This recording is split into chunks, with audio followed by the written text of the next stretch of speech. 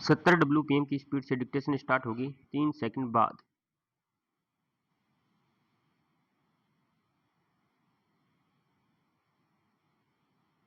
Start. Ukraine के साथ संघर्ष को लेकर रूस का रवैया अब भी बहुत बदला नहीं है।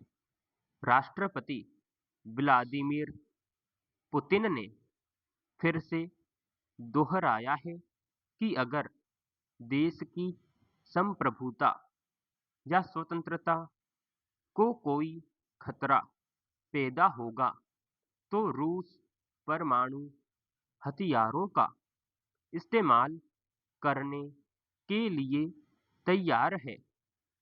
परमाणु हमले की धौंस वे पहले भी दे चुके हैं। यूक्रेन पर रूस के हमले को 2 वर्ष से अधिक समय हो गया। इस बीच कई देशों ने युद्ध विराम के लिए मध्यस्थता करने की कोशिश की मगर उसमें कोई कामयाबी नहीं मिल पाई।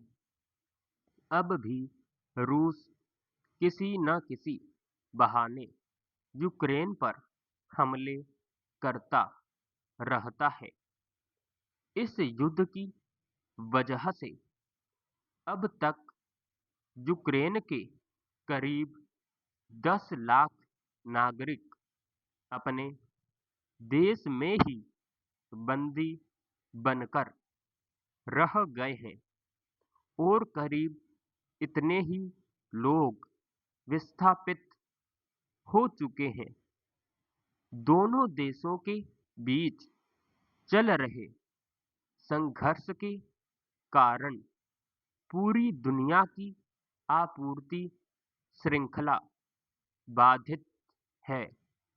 यूक्रेन पर रूसी हमले के बाद शुरू में जिस तरह विश्व शक्तियों का ध्रुवीकरण होने लगा था, उससे लगा था कि यह विश्व युद्ध का कारण बन सकता है, मगर वह खतरा टल गया।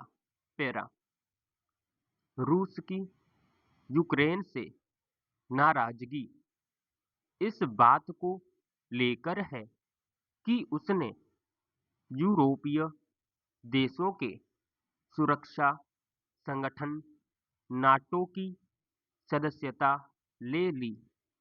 जब तक यूक्रेन उससे अलग नहीं होता, तब तक रूस उससे किसी भी प्रकार की बातचीत को तैयार नहीं है।